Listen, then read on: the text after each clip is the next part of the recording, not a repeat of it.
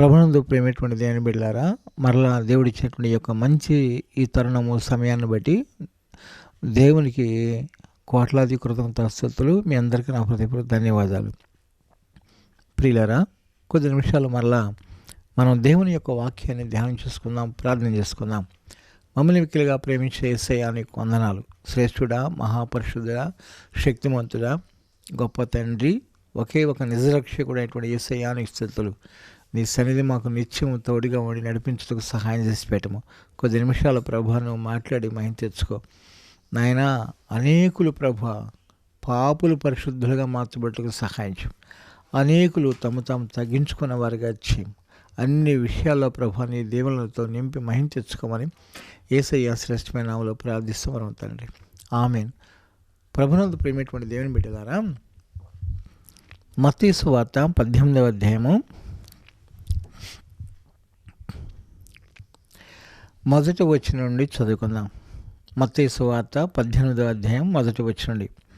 ఆ కాలమున శిష్యులు యేసు వద్దకు వచ్చి, పరలోక రాజ్యములు ఎవడ గొప్పవాడని అడగగా, ఆయన ఒక చిన్న బిడ్డను తన యొద్దకు పిలిచి వారి మధ్యను నిలబెట్టి ఇట్లనెను, మీరు మార్పు నుండి బిడ్డల వంటి వారైతేనే కానీ పరలోక రాజ్యములో ప్రవేశింపరని మీతో నిశ్చయంగా చెప్తున్నాను. కాగా ఈ బిడ్డలు వలె తాను తగ్గించుకున్నవాడెవడో వాడే పరలోక రాజ్యములో గొప్పవాడు. ప్రభు చెప్తున్నాడు కదా. ప్రభు యొక్క శిష్యులు అడుగుతున్నారు కదా యేసు ప్రభుని, ప్రభువా పరలోక రాజ్యములో ఎవరు గొప్పవారు? ఈ ఆలోచన ఎందుకు వచ్చిందంటే, యేసు ప్రభు యొక్క శిష్యులు 12 మంది ఉన్నారు కదండి. ఈ 12 మందిలో ఇస్కరియోతు యూదా ఫెయిలైపోయాడు. ఈ 11 మందిలో పరలోక రాజ్యం మేమందరం చేరుతాం కదా. అయితే అక్కడ మేము ఎవరు గొప్పవారంగా ఉంటాం, ఎవరు మేము ప్రముఖ స్థానంలో ఉన్నటువంటి యొక్క కిరీటాలు పెట్టుకొని ఉంటాం, అధికమైన దేవుని మహిమతో ఉంటాం, అధికమైనటువంటి యొక్క శ్రేష్టమైన సింహాసనం కూర్చోటానికి దేవుడు అధికారం ఇస్తాడు. కాబట్టి ఎవరు గొప్పవారుగా ఉంటాం ప్రభువా అని అడుగుతున్నారు. అప్పుడు ప్రభు అని చక్కటి సమాధానం చెప్తున్నాడు, చూద్దాం. ఆయన అంటే ప్రభు అని యేసుక్రీస్తు కదండి, ఒక చిన్న బిడ్డను తన యొద్దకు పిలిచేట వారి మధ్యను నిలబెట్టి ఇట్లా అంటున్నాడంట. ఒక చిన్న బిడ్డని పిలిచి ఈ శిష్యుల మధ్యలో నిలబెట్టి ఇలా చెప్తున్నాడంట, మీరు మార్పు నుండి బిడ్డల వంటి వారైతేనే కానీ పరలోక రాజ్యంలో ప్రవేశింపరని మీతో నిశ్చయంగా చెప్తున్నాను. ఏం చేయాలంటండి? మార్పు నుండి బిడ్డల వంటి వారు కావాలంట. మనం మార్పు నుండి బిడ్డల వంటి వారం కావాలి, చిన్న బిడ్డల వంటి వారు కావాలి. మొట్టమొదటిగా ప్రేమైనటువంటి దేవుని బిడ్డలారా, మార్పు చెందాలి. అందుకే ప్రభు అన్నాడు కదా, మారు మనసు పొందండి అన్నాడు. ఆనాటి కాలంలో కొండ మీద యేసుక్రీస్తు ప్రభువారు ప్రార్థన చేసేటప్పుడు ఒక పక్క ఏలియా, ఒక పక్క మోషే. ప్రియులరా, రూపాంతరం చెందినటువంటి యొక్క ప్రభువుగా కనబడుతున్నాడు. మనం నిజమైన మార్పు చెందితే ఖచ్చితంగా దేవుడు మనల్ని దీవిస్తాడు. ఏం చెప్తున్నాడు ప్రభు? ఒక చిన్న బిడ్డను తీసుకొచ్చి వాళ్ళ మధ్యలో నిలబెట్టి, మీరు బిడ్డల వంటి వారైతేనే తప్ప ఏం ఉపయోగం లేదు. ఈ విధముగా మీరు మార్పు నుండి బిడ్డల వంటి వారైతేనే కానీ పరలోక రాజ్యంలో ప్రవేశింపలేరు. పరలోక రాజ్యంలో ప్రవేశించడానికే చిన్న బిడ్డలాగా తగ్గించుకోవాలి. చిన్న బిడ్డని ఒక గదిమితే లోబడిపోతాడు, బెత్తం తీసుకుంటే లోబడిపోతాడు. కానీ మనుషులు ఉన్నారండి, క్రూరులు కొంతమంది, ఎంత గర్వంతో, అహంకారంతో, ద్వేషభావంతో, స్వార్థాలతో వష్టం చేసుకుంటారు, కానీ ఏమి లోబడరు. కానీ చిన్న బిడ్డలకు తల్లి చెప్పిన మాటలు శ్రద్ధగా వింటారండి. చిన్న పిల్లలప్పటి నుంచి కూడా తల్లి కొందరిని చూడండి, ఒక బుద్ధిమంతురాలు తల్లి ఎలాగ పెంచుతారు పిల్లల్ని. మొదటి సమూయేలు గ్రంథంలో మనకు తెలిసిన విషయమే. ఇక్కడ సమూయేలు అనేటువంటి యొక్క చిన్న పిల్లవాడిని కన్నటువంటి యొక్క తల్లి హన్నా. ఈ హన్నా అస్సలు ఎలాగా దేవుని సన్నిధికి వెళ్ళి మొర్ర పెట్టుకొని ప్రార్థన చేసి మూలుగులతో కూడినటువంటి యొక్క కన్నీటితో కూడినటువంటి యొక్క ప్రార్థన చేసి యెహోవా సన్నిధిలో దేవుని చేత, దేవుని సేవకుడైనటువంటి యొక్క దైవజనటువంటి యొక్క ఏలీ చేత కూడా నీవు దేవుని చేత కృప పొందిన దానవు అని చెప్పించుకుంది. ప్రభువు నీకు మేలు చేస్తాడు, నువ్వు కోరుకున్నది ఖచ్చితంగా నెరవేర్చబడుతుంది అని ఆశీర్వాదాలు తీసుకున్నది హన్నా. ప్రియులరా, ఆ ప్రార్థన చేసేటప్పుడు ఏమని ప్రార్థన చేసుకుందో మనం చూద్దాం.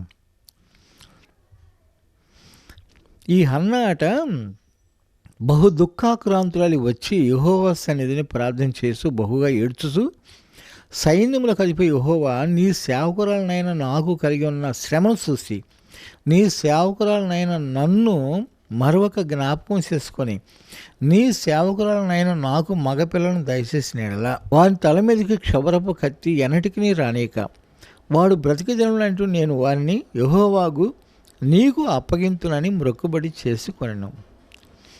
ఆమె యెహోవా సన్నిధిని ప్రార్థన చేస్తుండగా ఏలీ ఆమె నోరు కనిపెడుచుండెను. ప్రియులరా,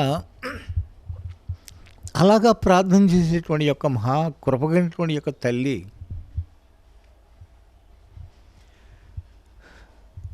ఎలా ప్రార్థన చేసిందండి, ఎంత కన్నీరు కార్చింది సంతానం కోసం. ఎందుకంటే సవితి పోరు ఉంది కదా పక్కనే,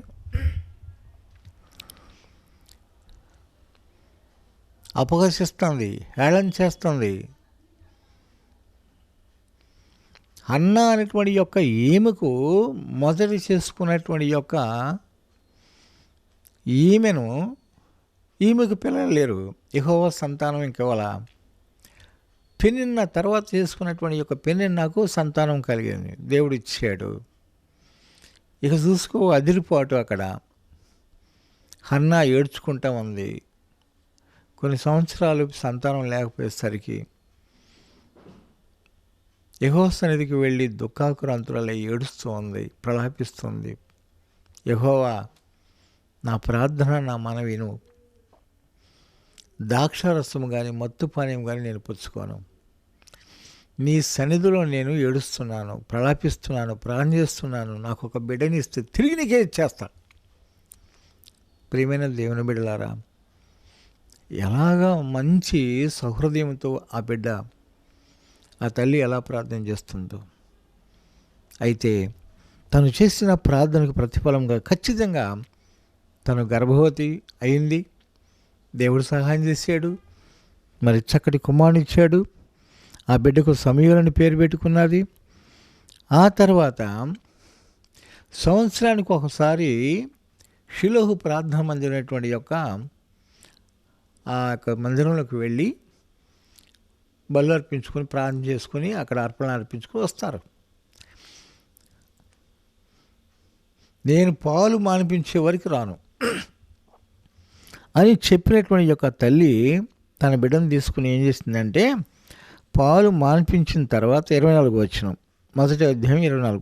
పాలు మానిపించిన తర్వాత అతడు ఇంకా చిన్నవాడై ఉండగా ఆమె ఆ బాలుని ఎత్తుకొని 3 కోడెలను, తోమిడి పిండిని, ద్రాక్షరసపు తిత్తిని తీసుకొని షిలోహులోని మందిరమునకు వచ్చాను. వారు ఒక కోడెను వధించి పిల్లవాడిని ఏలి యొద్దకు తీసుకొని వచ్చినప్పుడు ఆమె అతనితో ఇట్లాడు, నా ఏలినవాడా, నా ఏలినవాని ప్రాణం తోడు నీ యుద్ధ నిలిచి యెహోవాను ప్రార్థన చేసిన స్త్రీని నేనే. ఈ బిడ్డను దయచేయమని యెహోవాతో నేను చేసిన మనవిని ఆయన నాకు అనుగ్రహించను. కాబట్టి నేను ఆ బిడ్డను యెహోవాకు ప్రతిష్ఠిస్తున్నాను. చూసారండి, ఒకప్పుడు నేను ప్రార్థన చేసినటువంటి యొక్క ఆ స్త్రీని నేనే. ఏలీ గారితో చెప్తుంది, దైవజనుడితో, అయ్యా ఒకప్పుడు నేను చేసిన ప్రార్థన నా దేవుడు ఆలకించాడు, బిడ్డనిచ్చాడు. ఇదిగో ఈ బిడ్డను యెహోవాకు ప్రతిష్ఠిస్తున్నాను. తాను బ్రతుకు జన్మలన్నిటినూ వాడు యెహోవాకు ప్రతిష్ఠితుడని చెప్పాను. బ్రతుకు జన్మలన్నిటిని కూడా యెహోవాకు ప్రతిష్ఠితుడు, ప్రత్యేకించబడినటువంటి యొక్క బిడ్డగా యెహోవా కొరకు ఒక మంచి ప్రవక్తగా, ఒక మంచి దైవజనుడిగా, ఒక మంచి న్యాయమైన పరిపాలన చేసేటువంటి వాడికి ఇశ్రాయేలు ప్రజలందరూ కూడా ఒక మంచి మనసు కలిగినటువంటి మంచి ప్రార్థనాపరుడుగా, దేవుని ప్రజల కొరకు దేవుని పక్షమున మంచి వీరుడుగా ఉన్నాడండి. అలాంటి గొప్ప బిడ్డగా చేయటానికి కారణం ఏంటంటే, దేవుడు ఇదిగో ఈ తల్లి చిన్నప్పటి నుంచి కూడా యెహోవాకు ప్రతిష్ఠితులుగా చేసి దేవుని మందిరం తీసుకొచ్చి ఆ బిడ్డను అక్కడే దించి నిలబెట్టగా, వాడంట తాను బ్రతుకు జన్మలన్నిటిని వాడు యెహోవాకు ప్రతిష్ఠించి చెప్పాను. అప్పుడు వాడు యెహోవాకు అక్కడనే మొక్కాను. ప్రియమైన దేవుని బిడ్డలారా, దేవునికి మొక్కేటువంటిది కూడా నేర్పేసింది. దైవ సన్నిధిలో దేవుని మందిరంలో వదిలిపెట్టేసి మళ్ళా వాళ్ళ గ్రామానికి చాలా దూరం కదండి. అలా దూరంగా వెళ్ళిపోయినా సరే, వాళ్ళు రాకపోయినా కనిపించకపోయినా సరే, ఈ పసిబాలుడు దేవుని యొక్క సన్నిధిలో యాజకుడి దగ్గర పరిచర్య చేస్తూ, అలాగా దేవుని మందిరంలో దీపాలు వెలిగించుకుంటూ, ఊడ్చుకుంటూ, చాపలు వేసుకుంటూ, ప్రార్థన చేసుకుంటూ, కనిపెట్టి చూస్తూ ఉన్నటువంటి వాడిగా ఉన్నాడు. అతనికి 3వ సంవత్సరంలోనే దేవుడు అతనితో మాట్లాడటం ప్రారంభించాడు. 3వ అధ్యాయంలో బాలుడుగా ఉన్నటువంటి సమయంలో దేవుడు 3వ అధ్యాయంలో బాలుడుగా ఉన్నటువంటి యొక్క స్థితిలో ఉండగానే దేవుడు ఈ సమయాలతో మాట్లాడటం ప్రారంభించాడు. అప్పుడు యెహోవాకు ప్రజలకు వినిపించడం అరుదుగా ఉండేది. ప్రియులరా, సమయాలు అని చెప్పి ఇశ్రాయేలు ప్రజల గురించి, దైవజనుడుగా ఉన్న ఏలీ గురించి, వాళ్ళ కుటుంబం గురించి హెచ్చరించి గద్దించి చెప్పాడు. ప్రియమైన వారలారా, ఈనాడు దేవుడు నిన్ను నన్ను గద్దిస్తాడు. ఆ గద్దింపులకు మనం లోబడి విధేయులుగా ఉన్నట్లయితే దీవిస్తాడు, ఆశీర్వదిస్తాడు. చూసారా, ఈ సమయాలని దేవుడు ఎలా తయారు చేశాడు అంటే, ఒక మంచి ప్రవక్తగా తయారు చేశాడు. ఇశ్రాయేలు పక్షమున, దేవుని పక్షమున, దేవుని బిడ్డల పక్షమున మంచి ప్రవక్తగా, న్యాయాధిపతిగా, మంచి తీర్పు తీర్చేటువంటి వాడిగా, పరిశుద్ధుడిగా, ప్రార్థనాపరుడుగా చేశాడు. అందుకు ఇక్కడ ఒక మాట ఉందండి, 2వ అధ్యాయంలో 7వ వచనం. యెహోవా దారిద్ర్యమును ఐశ్వర్యమును కలుగచేవాడు, కృంగ చేయవాడును లేవనెత్తువాడును ఆయనే. దరిద్రులను అధికారులతో కూర్చుండబెట్టుటకును, మహిమగల సింహాసనము స్వతంత్రించుటకును వారిని మంటిలో నుండి ఎత్తువాడు ఆయనే. లేమిగల వారిని పెంటకుప్ప మీద నుండి లేవనెత్తువాడు ఆయన. ప్రియులరా, కొద్ది వారిని గొప్పవారిని చేయటానికైనా సరే దేవుడికే సాధ్యం. సాతాను క్రియలు పాటించేటువంటి వారందరూ కూడా బుద్ధిహీనులని బైబిల్ చెప్తుంది. వాళ్ళు పచ్చగడ్డి వలె చిగురిస్తారు, కానీ ఒకనాటికి ఎండ వచ్చినప్పుడు మాడిపోతారు. అయితే ప్రియులరా, ఒక బిడ్డను చూపించి ప్రభు ఏమంటున్నాడంటే, ఇదిగో ఈ బిడ్డల వలె మీరు మార్పు నంది బిడ్డల వంటి వారైతేనే కానీ పరలోక రాజ్యంలోనికి ప్రవేశింపలేరని ప్రభు చెప్తున్నాడు. చూద్దాం, ఇర్మీయా గ్రంథం చూడండి. ఒక చిన్న బిడ్డని కన్నటువంటి యొక్క తల్లి కానీ ఆ ఇర్మీయా ప్రవక్తను గురించి చెప్తున్నాడు దేవుడు. ఇక్కడ 1వ అధ్యాయము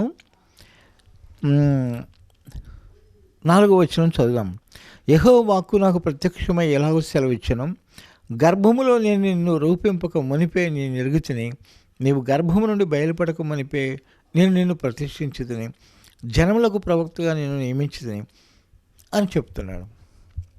అసలు నువ్వు గర్భంలో రూపింపక మునిపే నేను ఎరిగి ఉన్నా, గర్భంలోంచి బయలుపడక మునిపే నేను ప్రవక్తగా చేసుకున్నా, నిన్ను నేను ప్రతిష్ఠించుకున్నా, జనములకు మంచి ప్రవక్తగా ఏర్పాటు చేసుకున్నా. ఈ ఇర్మీయా గురించి ఇలా చెప్తూ ఉన్నటువంటి విషయంలో ఎంతటి ప్రవక్త అయ్యాడండి. ఎప్పుడు కూడా కన్నీరు కాస్తూ ఇశ్రాయేలు ప్రజల కోసం, దేవుని బిడ్డల కోసం కన్నీరు కారుస్తూ ప్రార్థిస్తూ ఉండేవాడు. ఆయన యొక్క తల అంట, ఆయన కన్ను కన్నీటి ఓటగాను తల జలమయముగాను చేసుకున్నాడంట. అయితే పిల్లరా, నేను చెప్పేటువంటి యొక్క ఆలోచన ఏంటంటే,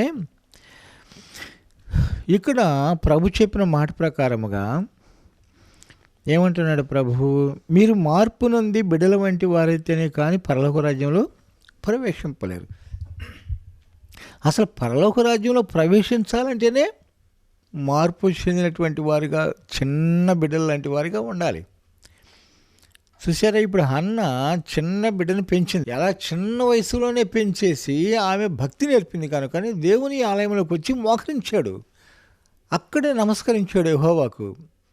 శ్రేష్టమైన భక్తి. చిన్ననాటి నుండి గర్భంలో ఉండగానే తన తల్లి ఎంత ప్రార్థన చేసుకుందో, ఆ ప్రార్థన దీవెనలో ఆశీర్వాదాలు, దేవుని కృప ఆ తల్లికి బిడ్డకు క్షేమంగా కాపుదల ఉంది. గొప్ప ప్రవక్త అయ్యాడు. అలాగే ప్రియమైన వాళ్ళరా, ఇర్మియా ప్రవక్తను కూడా దేవుడు అలాగా చేసుకున్నాడు తన ప్రజల నిమిత్తమై. యోనా ప్రవక్త ఉన్నాడు కదండి, యోనాను కూడా ఏమన్నాడు, నీనివే పట్టణంకి వెళ్ళి దానికి దుర్గతి సంభవిస్తుందని చెప్పన్నాడు. సరే, మనవాడు చంపుతారని కానీ ఎలాగని మొత్తానికి భయపడిపోయి తర్షీసు పోయే ఓడెక్కాడు. చీకటి ఆవరించింది, మగతలో ఉన్నాడు, అమరమున పండుకొని నిద్రపోతున్నాడు. ఆ ఓడ నాయకుడు వచ్చాడు, పోయి నిద్రపోతలే, అసలు నువ్వు ఏ దేశస్తుడివి, ఎక్కడ వాడివి, నీ వ్యాపారం ఏంటో నీ సంగతి చెప్పు. భయంకర తుఫాను, సముద్రం అల్లకు కొట్టుకుని పోతున్నటువంటి యొక్క వాడ విషయంలో మనందరూ ప్రాణాలు కాపాడుకోవటానికి వారి వారి దేవతలకు, దేవుళ్ళకి మొక్కుంటున్నారు, ప్రార్థన చేసుకుంటున్నారు. నువ్వే నిద్రపోతున్నావు, ఎక్కడి నుంచి వచ్చావు, అసలు నువ్వెవరివై అన్నావు, నీ దేవుడు ఎవరు, నీ వ్యాపారం ఏంటి అని అడుగుతున్నారు. అప్పుడు చెప్తున్నాడు కదా యోనా, నేను హెబ్రీయుడిని, అప్పా నేను ఒరిజినల్ క్రైస్తవుడిని, యెహోవా యొక్క సొత్తుని స్పష్టంగా చెప్తున్నాడు. భూమిని, ఈ సముద్రమును, భూమిని, ఆకాశమును కూడా సృష్టించిన సృష్టికర్త అయినటువంటి యొక్క యెహోవా యొక్క యందు భయభక్తులు కలిగినటువంటి వాడిని చెప్పాడు. అమ్మో, సముద్రాన్ని, ఆకాశాన్ని కూడా సృష్టించినటువంటి దేవుడా, ఆ దేవుడిని నువ్వు, ఆ దేవుని యందు భయభక్తులు కలిగినటువంటి వాడువా అని చెప్పేసి ఓడ నడిపే నాయకుడు కూడా భయపడిపోయాడు. సరే అయితే అయ్యా, మరి ఏంటి నిద్రపోతున్నావు, మరి ప్రార్థన చేయమంటే, ఎందుకు వచ్చిందంటే నా మూలంగానే వచ్చింది అన్నాడు. ఈ తుఫాను దేని వలన వచ్చిందయ్యా, వాడ కూడా ఎప్పుడు కూడా ఇలాంటి భయంకరమైన యొక్క అపాయము వాళ్ళ ఉన్నటువంటి వారికి కానీ వాడకు కానీ ఇంత ప్రమాదం ఎక్కడే మెచ్చుకోలేదు, ఈరోజే వచ్చిందంటే ఏంటి, ఎవరి వాళ్ళు అనుకున్నాము, చీటీ వేస్తే చీటీ నీ మీద పడింది అంటే అప్పుడు ఆ యోనా అంటాడు కదా, నన్ను బట్టే వచ్చింది కీడు. అయ్యా, నిన్ను బట్టే వచ్చిందా, మరి నీకేమైనా పూజలు చేయాలా, నమస్కరించాలా, సాగిలపడాలా, కొబ్బరికాయలు కొట్టాలా, ఏం చేయాలయ్యా అడుగుతుంటే ఆయన అంటాడు కదా, నాకేం చేయవసలేదు, నన్ను మాత్రం ఎత్తి సముద్రం పడేయండి అన్నాడు. ప్రియుల, సముద్రంలో పడవేమని చెప్పడానికి, తన ప్రాణం తీసుకోవడానికి ఎవరైనా ఇష్టపడతారా?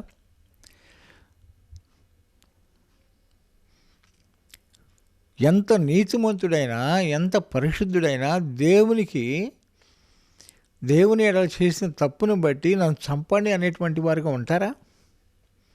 అయ్యా క్షమించి ఒక్కసారి నన్ను వదిలిపెట్టి ప్రభు అంటారు కానీ, నాకు పనిష్మెంట్ ఇవ్వండి మీరు అని అంటాడా? అయితే యోనా అంటున్నాడు, నన్ను ఎత్తి సముద్రం పడేయండి, మీరందరూ క్షేమంగా ఉంటారు, రక్షించబడతారు అని చెప్తుంటే వీళ్ళు భయపడ్డారు. అయ్యా, నిన్ను సముద్రంలో పడేసి రక్తపాతం చేసేటువంటి వారంగా మేము ఉండకూడదు, ఆ పాపం మాకెందుకయ్యా, ఆ రక్తాపరాధం మా బిడ్డ మీద ఉంటుంది, వద్దయ్యా అనుకుంటున్నారు. కానీ వాడలోనికి నీళ్లు వచ్చేసేసి మునిగిపోయే పరిస్థితి వచ్చింది కనుక అప్పటికే బస్తాలు ఉన్నటువంటి యొక్క కందిపప్పు కానీ, బియ్యము కానీ, ఇంకేవండి వస్తువులు, తినుబండారాలు, ఆహార పదార్థాలు, కూరగాయలు అన్నీ కింద పడేసారు సముద్రంలో. అయినా తేలట్లా, తప్పలా. ఈయన మాట ప్రకారం పడేయమంటున్నాడు. ఈ ఖచ్చితంగా తుఫాను అణిగిపోతుంది, ఆగిపోతుంది, నన్ను పడేస్తానని చెప్తున్నాడు. పడేశారు. పడేసిన వెంటనే ఆ తుఫాను భయంకరమైనటువంటి యొక్క గాలి, వాన, సముద్రపు అలలు నిమ్మలమైపోయింది. ప్రియులరా, యోనా నిజమైన ప్రవక్త, దేవునికి ఇష్టమైన ప్రవక్త. ఆ పని చేయగల సమర్థుడు యోనేనని దేవుడు యోనాకు అప్పగించాడు. ఆ నీనివే పట్టణానికి మహా దుర్గతి సంభవిస్తుంది, సర్వనాశనం అవుతుందని చెప్పి ప్రకటన చేయమన్నాడు. వాళ్ళు దుర్మార్గంగా నడుచుకుంటున్నారు, చెడు కార్యాలు చేస్తున్నారు. ఒకప్పుడు బాగానే ఉండారు, ఒకప్పుడు యెహోవా యందు భయభక్తులైనటువంటి వారిగానే ఉండారు. ఇప్పుడు చెడిపోయారు. వాళ్ళని ఖండించమని పంపిస్తున్నాడు, కానీ భయపడ్డాడు. ఇప్పుడు వెళ్ళి అంటున్నాడు కదా, ఏమైంది తెలిసిన, ఒక పెద్ద తిమింగలను పంపించాడు. సముద్రం పడటంతో మింగేసింది. తీసుకుని వెళ్ళి ప్రభువు ఎక్కడైతే దానికి కక్కమన్నాడో అక్కడికే వెళ్ళి నీనివే పట్టణంలోనే కక్కేసింది, ఆ ఓడరేవు దగ్గర. అక్కడ కక్కగానే ఆ యొక్క యోనా వెళ్ళి ప్రకటిస్తున్నాడు, ఓ నీనివే పట్టణస్థులారా, మీకు 40 దినములలో మీకు భయంకరమైన యొక్క అపాయం రాబోతుంది, సర్వనాశనం అవుతారు, దుర్గతి సంభవిస్తుంది, ఇది యెహోవాకు అని చెప్పాడు. వాళ్ళందరూ కూడా భయపడిపోయి వాళ్ళు ఉపవాసం నుండి మోకరించి ప్రార్థన చేశారంట. రాజు సైతమే తన రాజవస్త్రాలు తీసి, కిరీటం తీసి పక్కన పెట్టేసేసి, గోనిపట్ట చుట్టుకొని మోకరించి ప్రార్థన చేసి తన ప్రజలందరికీ కూడా చెప్పాడు. సాటి చెప్పారంటే ఏమని తెలిసిన, పశువులకి పాలు ఇవ్వద్దు, పసిపిల్లలకు కూడా పాలు ఇవ్వద్దు, పశువులకి మేత వేయొద్దు, ఎవరు కూడా ఏమి ఆహారం తీసుకోవచ్చు. 3 దినములు ఉపవాసం ఉండి ప్రార్థన చేద్దాం, మంచినీళ్ళు కూడా ముట్టుకోవాలా. అలా ప్రార్థన చేసి ప్రియులారా, యెహోవా దగ్గర నుంచి వస్తున్నటువంటి యొక్క రాబోయేటువంటి ఉగ్రత, భయంకరమైన సర్వనాశనం పొందకుండా కన్నీరు కార్చి ప్రార్థన చేసినప్పుడు దేవుడు వాళ్ళ మర్రిని చేస్తానన్న కీడు చేయక మానేను. ప్రియులారా, నీనివే పట్టణస్థులు ఎలా తగ్గించుకున్నారో, పసిబిడ్డల్లాగా ఉన్నారు. వాళ్ళకున్న సొంత పసిబిడ్డలకు కూడా పాలేయకుండా, మేత వేయకుండా, పస్తులుంచి ఉపవాసం ఉండి పసిపిల్లలకు పాలైపోతే పసిపిల్లలు బ్రతకడం కష్టం అండి, కష్టమా కదా. మరి ఎలాగ ఉంచారు? వాళ్ళ ధైర్యం ఏంటి, వాళ్ళ విశ్వాసం ఏంది? కుడికి ఎడమికి తొట్టినటువంటి ప్రజలంట ఆ కాలంలో తొట్టిల్లారు కనుక వాళ్ళ బాగు చేసుకోవటం కోసం దేవుడు ఖండించాడు. తల్లిదండ్రులు ఏ విధంగా పసిబిడ్డలు మాట అనకపోతే, బాలురు మాట అనకపోతే బెత్తం తీసుకుని ఎలా ఖండించుకుంటారో, గద్దించుకుంటారో, దారిలో మంచి దారిలో నడిపించుకోవడానికి మార్గం చూపుతారు. స్కూల్కి వెళ్ళకపోతే పిల్లల్ని ఎలాగ టీచర్స్ గద్దిస్తారు, తల్లిదండ్రులు ఎలా గద్దించి కొట్టైనా సరే మంచి మార్గం నడుపుకుంటారు. భక్తి విషయంలో కూడా, పరిశుద్ధత విషయంలో కూడా దేవుడు కొట్టైనా సరే తన వైపు మళ్ళించుకొని ప్రభు రాజ్యంలో చేసుకోవడానికి ఇష్టపడతాడు తన బిడ్డలుగా. ప్రియమైనటువంటి దేవుని బిడ్డలారా, ఇలాంటి శ్రేష్టమైన మంచి ఆధిక్యతను ప్రభు ఇవ్వడానికి కోసం ఇష్టపడ్డాడు. ఆ నీనివే పట్టణస్థులు తగ్గించుకున్న దాన్ని బట్టి, తన పాపం ఒప్పుకున్న దాన్ని బట్టి తిరిగి తీసుకుని పరలోక రాజ్యం వారసులుగా చేసుకున్నాడు దేవుడని యెహోవా. కాబట్టి ప్రభునందు ప్రియమైనటువంటి దేవుని బిడ్డలారా, తగ్గింపు అనేటువంటిది ఉండాలి. ఎస్తేరు చూడండి, ఎస్తేరు కూడా తల్లిదండ్రులు లేనటువంటి బిడ్డ, చిన్ననాటి నుండి కూడా. ఆ బిడ్డ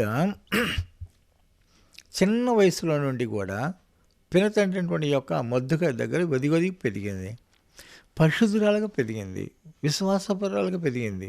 యవన ప్రాయంకి వచ్చిన తర్వాత ఆ రాజ్యంలో పరిపాలించేటువంటి రాజుకి భారీ అవసరమైంది. ప్రకటన చేయించాడు, కణికలందరూ వచ్చారు. ఆ కణికలతో పాటు మొద్దుకాయ కూడా అన్నాడు కదా, ఎస్తేరమ్మ నువ్వు కూడా వెళ్ళి లైన్లో నిలబడి, యెహోవాకి ఇష్టమైతే నీకు సహాయం చేస్తాడని చెప్పాడు. వెళ్ళి లైన్లో నిలబడింది. ఎంతగా తగ్గించుకుందంటే ఏమి ఇంకా అలంకరణ లేదు, బంగారం కానీ, ముత్యాలు కానీ, రత్నాలు కానీ, మండలు మాణిక్యాలు కానీ, విలువ గల వస్త్రాలు కానీ ధరించుకోకుండా నాకేం అవసరం లేదు, ఉన్న వస్త్రాలతోనే నేను లైన్లో ఉంటానని చెప్పింది. రాజుగారికి దయబుట్టింది, అక్కడ ప్రజలందరికీ దయబుట్టింది. వచ్చిన కన్యకలకు, తోటి కన్యకలు కూడా అసూయ కాకుండా దయబుట్టింది.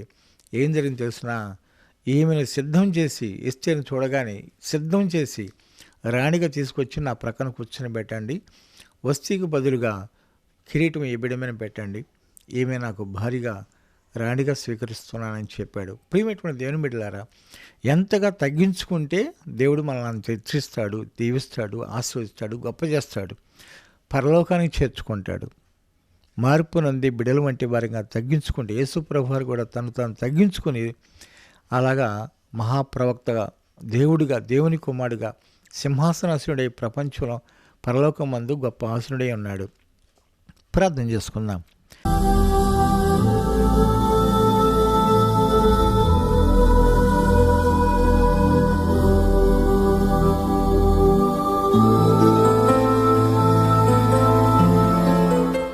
మమ్మల్ని మిక్కిలిగా ప్రేమించిన యేసయ్యా నీకు వందనాలు. శ్రేష్ఠుడా, మహనీయుడా, గొప్ప తండ్రి స్థుతులు. దయవించి నీ రక్తంతో ముద్ర వేసి మమ్మల్ని దీవించు. సహాయం చేసిన ప్రతి ఒక్కరమైనటువంటి మేము ప్రభుని రాజ్యం చేర్చు. చిన్న బిడ్డల లాంటి వారిగా మేము ఉండటానికి మంచి జ్ఞానం మాకు దయచేయమని యేసయ్య శ్రేష్ఠమైన నామములో ప్రార్థన చేస్తాం పరమ తండ్రి. ఆమీన్.